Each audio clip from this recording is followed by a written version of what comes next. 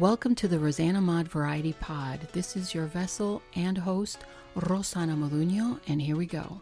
Hello, friends. This is rosanamod.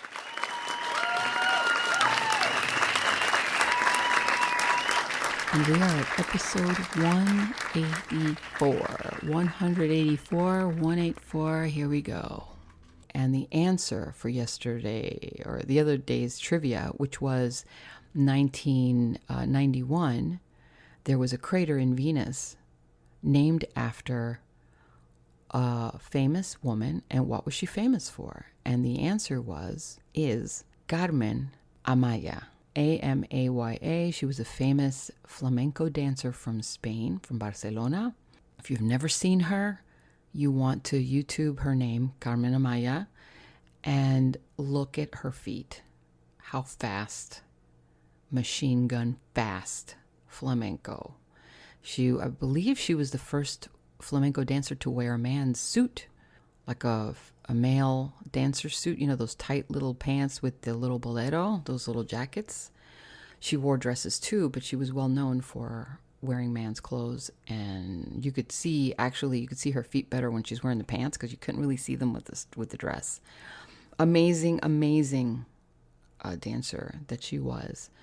And she started a whole style of dancing, but from what I understand, listening to her documentary on YouTube, nobody's ever been able to go as fast as she can, or not even man or woman. So, very interesting story of interesting life, cut too short, died too young, and I have skipped over a week. I know so much is happening. Oh my God, this girl's always doing something. How could she have a daily show if she's not even doing dailies? All right, well, let me tell you. Okay, there are reasons for the things that I do and the reasons that I'm not doing. One of the reasons is I had an issue with my apartment this entire weekend. I think it was Friday, Saturday, Sunday. It was like 4 days of trauma, okay, evolving from this apartment. One of them was, how do I begin? Well, okay, I think it goes with the story of things you prepare yourself with. And that's why I'm doing a Tuesday and I skipped the Monday, because I want this to be a talk about anything conversation.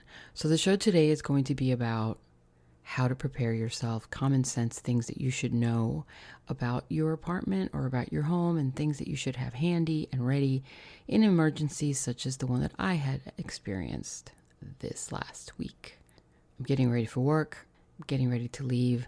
I hear these drips coming from the bathroom, strange dripping sounds. I'm like, what is that? And I open the door in the bathroom. It is literally raining from my bathroom ceiling onto the floor and into the carpet of my bedroom, dripping from the ceiling and from the air ducts. When I say dripping, I mean raining, really. Rain, nonstop. Immediately grabbed the phone, called maintenance, left a message, waited 10 minutes. Within that time, it started dripping and raining in the ceiling of my kitchen. Through the kitchen light fixtures, in the fixtures, I shut all the lights off immediately. I unplugged everything that I could. I noticed that there was about 2 inches of flow on the floor, moving quickly into my living room. So I called the police because it was 10 minutes and I hadn't heard anything. I'm thinking this woman upstairs might have drowned in her bathtub because I heard the water running up there. So I'm like, what is she doing? Did she fall down? Did she drown? I don't know what's going on. Police came before maintenance did. Maintenance ran upstairs to check. So it was about a couple of hours in. I'm grabbing all of my towels. I'm putting them on the floor. I'm sopping up all this crap. I'm like unplugging everything, like I said, putting everything up off of the floor, all of the extension cords and everything. And in the meantime, I'm thinking, I don't know what to do. The water never stopped. One guy just came in to look and assess the situation. Another 2 hours later, before they actually brought people in to vacuum the carpet, didn't seem like it was enough for me. Now, by the time they got there, I had left the bathroom the way it was because I wanted them to see it, but I had dried up the kitchen and the living room and the dining room area. And needless to say, I was pretty pissed. I called code enforcement because I wanted to make sure that everything was okay. And code enforcement came in. They really couldn't see anything because I had cleaned everything. But what they did find was water in the cabinets inside the kitchen, water in the ceiling still from in the bathroom, and in the light fixtures in the kitchen. They took pictures of that, pictures of the floor where the carpet was wet. Well, what I found out later was the code enforcement went to the office and told them that they need to dry up the carpet. So these people that came in to dry up the carpet initially came back, because they weren't part of the maintenance crew. It was a separate company, and put in this dehumidifier in the living room, which was really loud. All these wires and tubes and things going into the kitchen, across my dining room. It was just a mess. I had to keep walking over it. Thank God I didn't trip over it.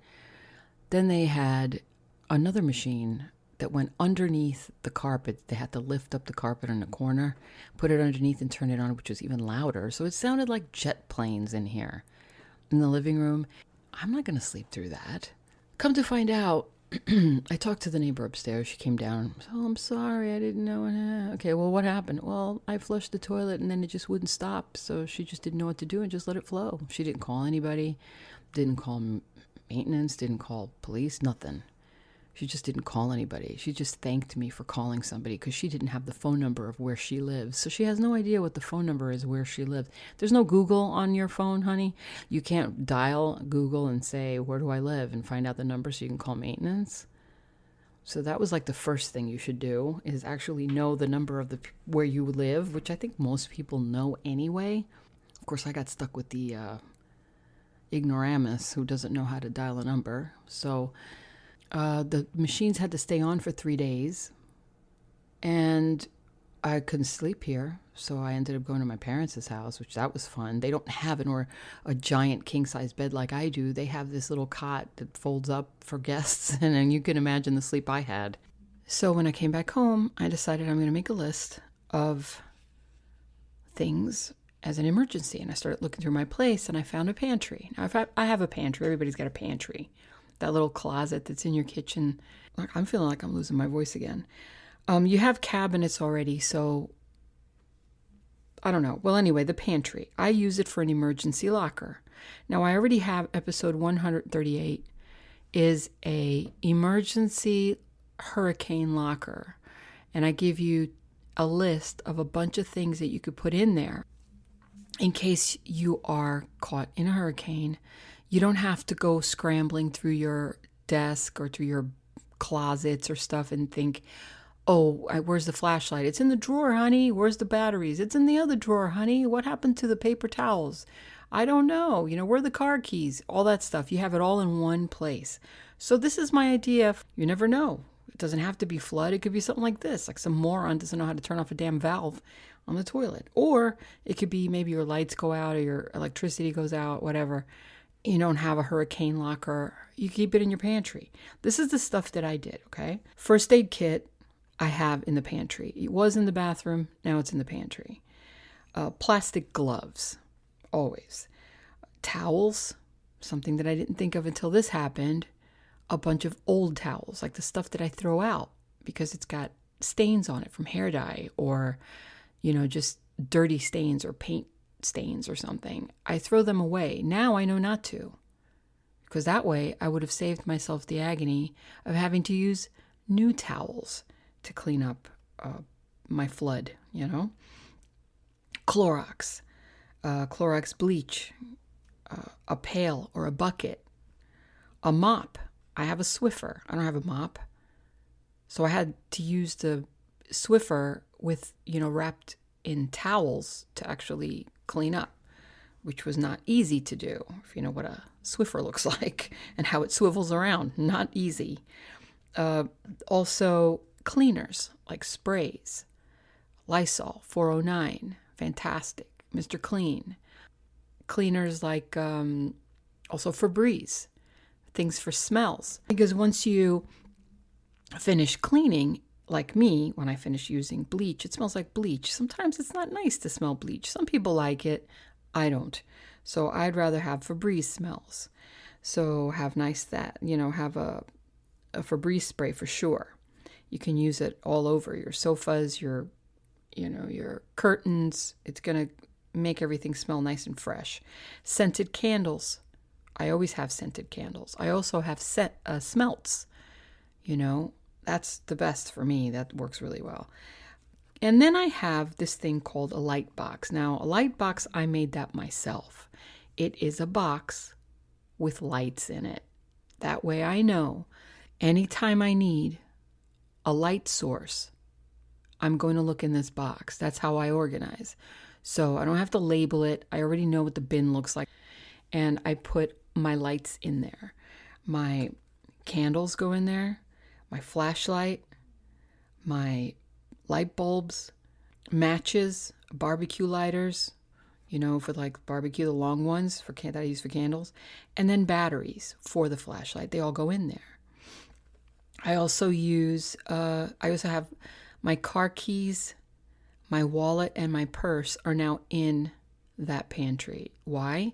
Because when I had to leave in a hurry, I had to get out of here. I know where I put my keys all the time, but my purse sometimes is somewhere different because it hangs, it's bigger. So I was kind of scrambling a little bit. I'm like, where'd I put my keys and my phone and my, I was kind of scrambling a little bit there for a few minutes. So now I know to keep my car keys in my purse at all times. I'm not going to put it on, that little bowl that I have as soon as I walk in the door. Now I'm going to put it in my purse. It's going to stay in my purse at all times. That way, if I'm in a hurry and I have to leave, I could just grab Coco and just go, with my purse and all together with my keys.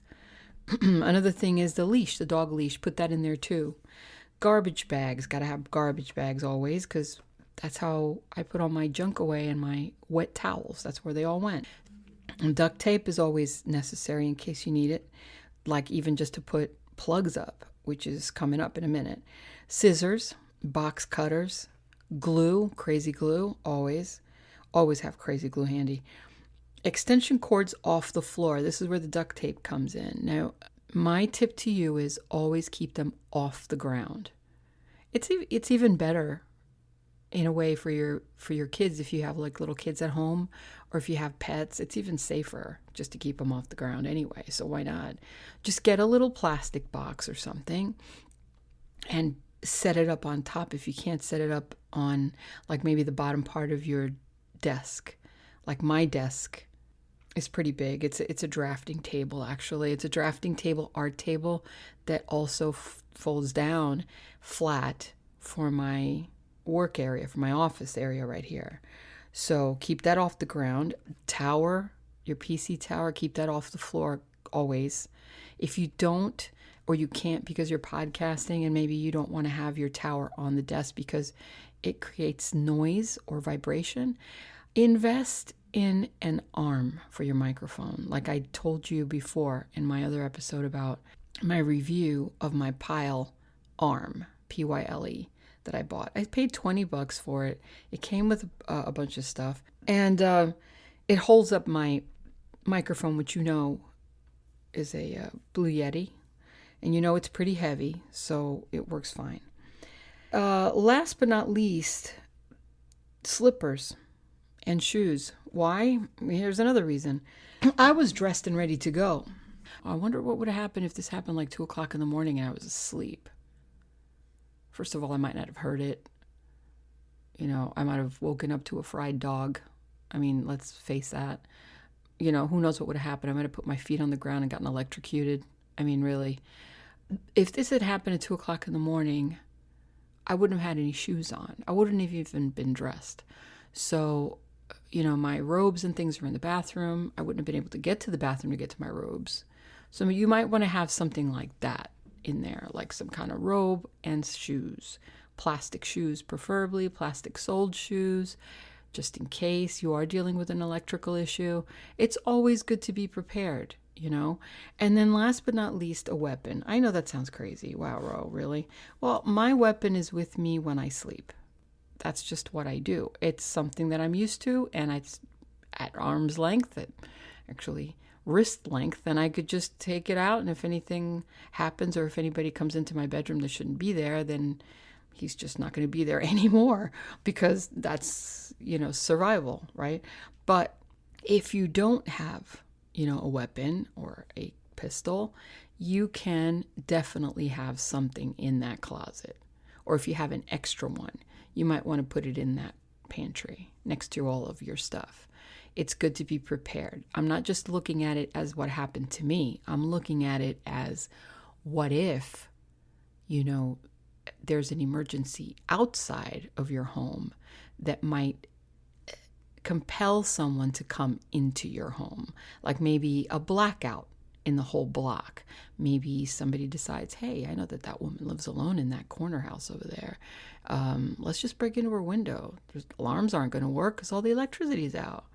Well, they'll have a surprise if it was me, but you know what I mean? Because I'll be ready, right? So have something always ready. It's good to have, even if it's a baseball bat. I'm like totally going Brooklyn on you. How rogue is that? But you know what? Isn't it better to be prepared than not be prepared?